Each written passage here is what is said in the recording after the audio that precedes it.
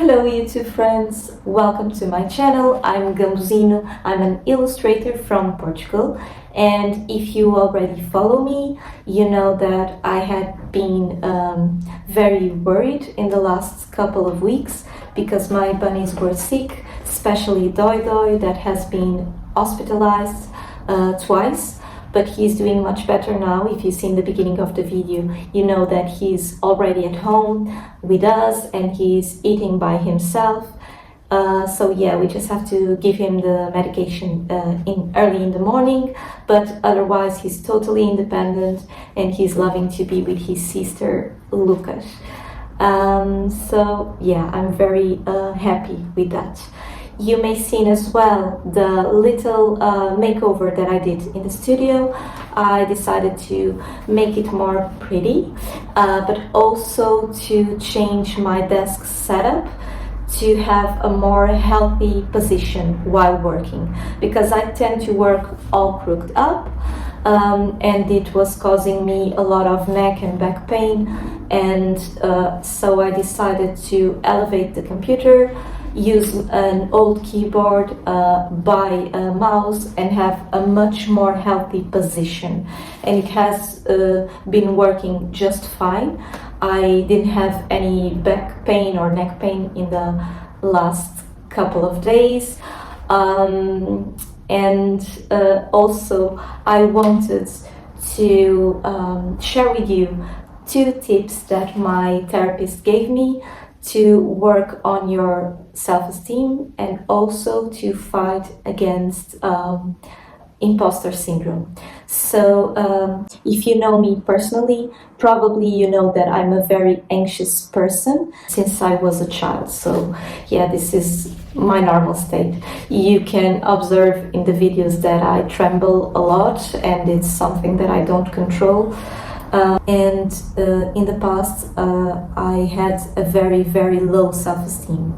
I worked many years in customer service, so I had to use uniform or all black outfits.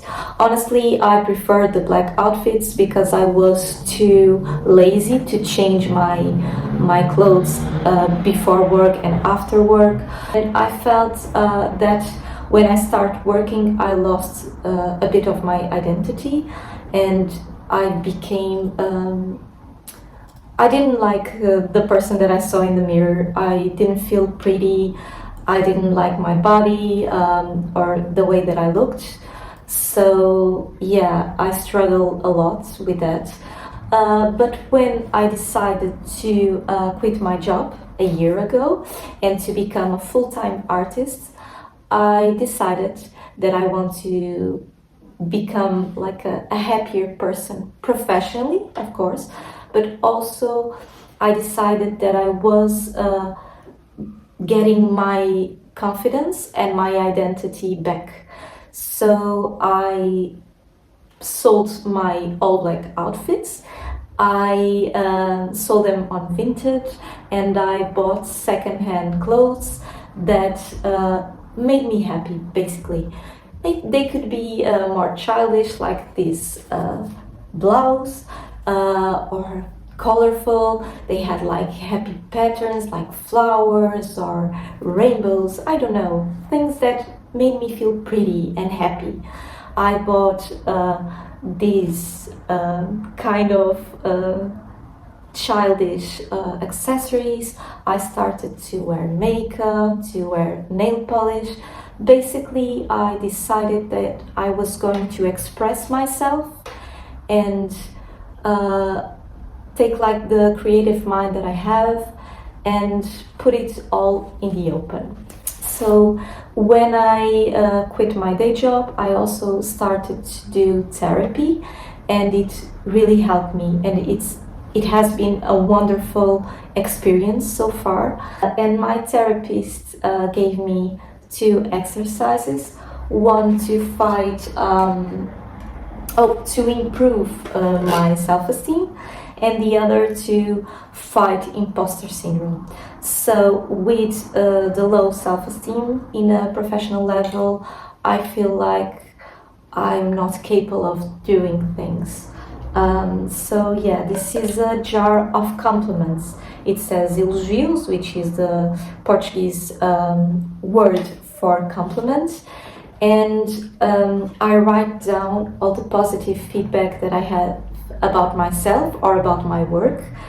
And don't get me wrong, I get a lot of compliments on my Instagram, where I just post illustrations and my creative work, and I get a lot of positive feedback, but it's more like a simple, more automatic feedback, like, oh, so cute, oh, I love it, or hearts. And of course, it feels good to read them and to see them, and thank you for that. But sometimes I don't believe in them. I feel like people are just being nice to me, honestly. So the ones that I write down are the ones that I feel that are more deep and more complex, and it really took the time for the person to think about me or think about my work and to say something that I feel that it's honest and sincere. So yeah, I have it, some of them here. I just have 5 at the moment.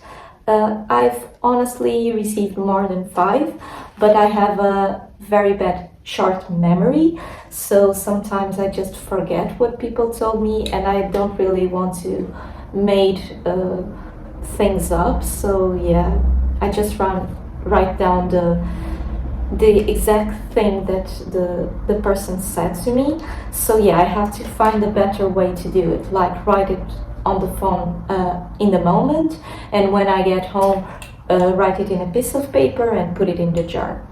Also, to fight imposter syndrome. So if you don't know what it is, basically it's when people believe in you and in your capabilities, but you feel like you are misleading them. You feel like you are playing a character that is capable, and it's much more professional, or much more capable than you are in real life, and people don't know that, so they believe in you.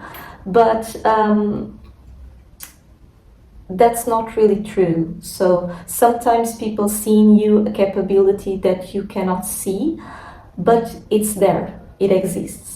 So I can give you an example. I had an invitation of O Galeria, which is a very important illustration gallery in Portugal, to do a solo exhibition.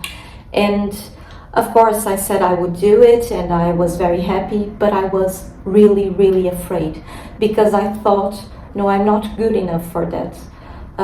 Okay, I can develop a project to expose, but what will happen is that people are going to the gallery and they are going to see the exhibition, and they are seeing that I'm not good enough. They will see, oh, this doesn't look good at all. She's like really mediocre. And that's a big fear that I have, of not being good enough. So yeah, I was really afraid, and I did it anyway. And by the end, I was very satisfied with the final product, and I received a lot of good feedback for that exhibition. So yeah, that was a professional conquest that I put it here. So yeah, I have professional conquests in here, but I also have personal conquests.